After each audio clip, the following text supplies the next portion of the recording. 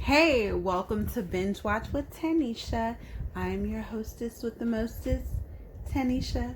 How's it going? Girl, child, boo, bae, chillay, sib, bae, whatever you refer to yourself as, child. We are doing Queen Sugar Season 4, Episode 1 highlights, and my edges, look at them, y'all. They look good. I got them. That's why they look good. But look, snatched. Actually, it's just blonde hair. Look. Y'all. All right. Let's just get right into it. Highlights of the season. I would say are the family secrets that Nova Borderlone is hiding. Now, we know that the secrets have to be deep because it started off with her telling about Charlie's scandal, right? With the mistress, or not really the mistress, but the victim, the rape victim from the first season. And so we gotta know that whatever other secrets are in this book are about to be monumental. My God. I almost feel like Nova just needs to pack her things and go on out of New Orleans, go find that y'all remember that real cute dude she was with for like 2 episodes on like season 3. Where was he? In Atlanta? Girl, going back to Atlanta and just so the season opens very, very nice and very loving and easy, and that's how you know the bullshit's about to start, right? Because everything is smooth and normal Borderlone fashion. The family is tight knit, we're together, everything is great, and it opens really great. You know, we see Nova getting ready for her book tour. We see Charlie kicking ass, taking names with the lawyers. We see Aunt Vaz, prize, the second line. We see Ralph Angel getting off of papers, running, like literally running, looking like straight freedom. Just very uplifting and feeling good, right? Until we realize that Nova's book is not coming out months later. It's coming out in a few weeks, and she's told absolutely nobody. Now, I've been a really big Nova Borderlone fan since day one. I love how open she is. I love that she had a little weave business. I love that, you know, she was extremely problematic with fighting for activism, but totally sleeping with a police officer. Like, I loved how edgy she was, right? Until she started being that way with her family. It was like, girl, you got to bring that edge back. We can't live on the edge when it comes to these type of secrets, girl. What? So, highlight number 1, Nova told nobody. Now, I feel like it's one thing for you to expose your family secrets, like secrets that they may have had growing up as a child, but for you to expose family secrets and to use your family members as a way to dig into like societal issues like rape, like incarceration, mass incarceration. Oh my God. This is about to be some must-see TV. This is about to be some must-see TV. So, the turning point of the episode would be, which is a highlight, would be when Charlie is accepting the groundbreaking entrepreneur episode with the boss ladies of NOLA, and she's really excited. And I hate, man, yo, because here's the thing. I think we can agree that if Nova would have told Charlie about the book, she wouldn't have even accepted the award, right? I think she would have covered her ass and made sure none of that happened.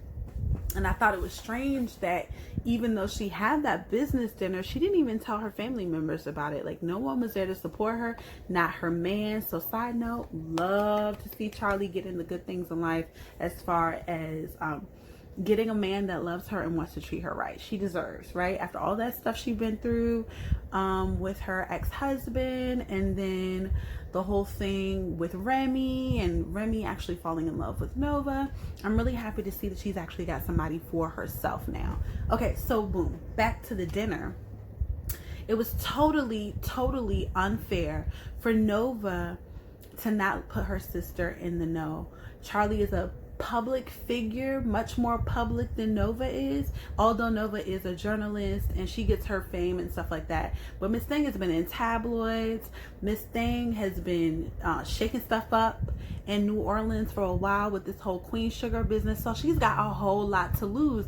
I would say more so than what Nova does, right? And so for her not to let her know that she might be blitzed at this dinner, ooh, chill. Strangers reading about you before you get to read about you. That's like online cyberbullying crap or something. I don't know, child. Ooh.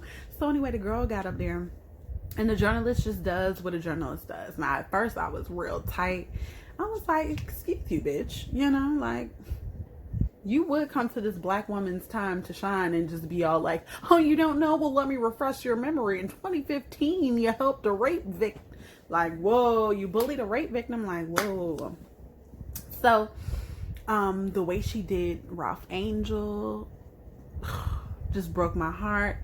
Charlie told him not to read it, but you know, don't think about elephant. What you think about?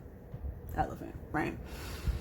So we are in for a roller coaster this year. I know Aunt Vi is not going to take it well. I know Aunt Vi is going to be extremely pissed. I saw an extended trailer of this season today on one of the writers' Twitter.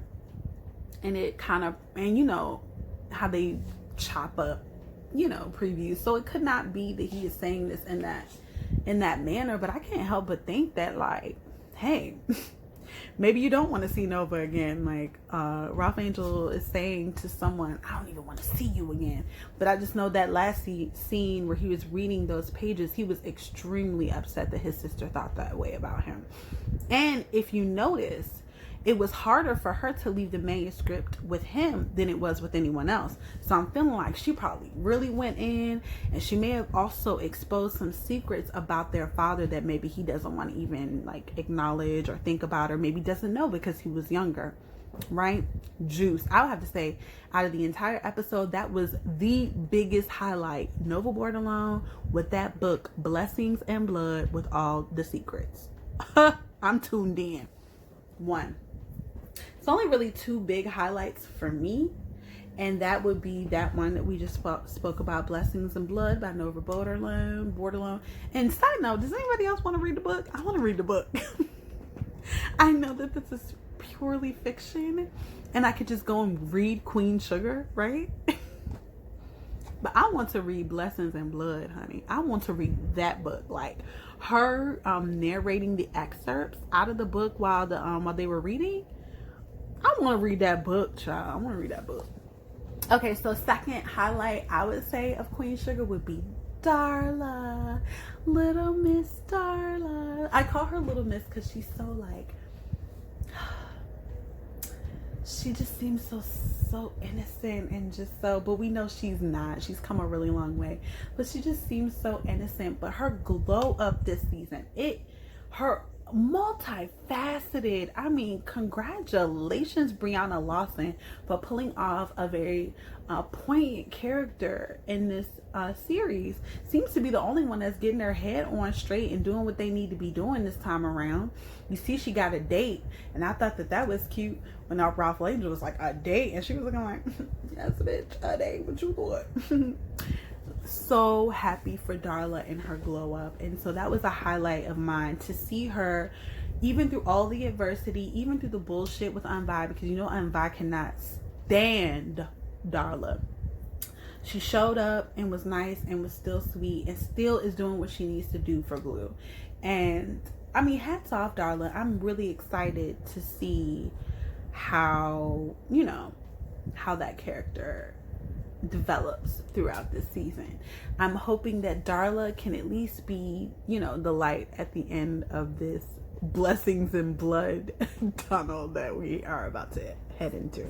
All right, so those are my highlights for Queen Sugar season 4 episode 1. What are you thinking? Sound off. Let me know what you're thinking. I think everyone can agree, Nova, you about to set it off this season. And aside from also setting it off, you need to set your bags to the side and have a plane ticket ready to just go ahead and move. I just don't know how anyone's gonna fuck with you after this. All right, y'all, don't forget, it's Binge Watch WT on all platforms: Twitter, Instagram, YouTube. Well, actually, YouTube won't give me my own URL until I have 100 subscribers. But you can still find me. Just put in Binge Watch WT. All right, you guys, make sure to tune in to Queen Sugar every Wednesday on OWN at 9. All right, peace.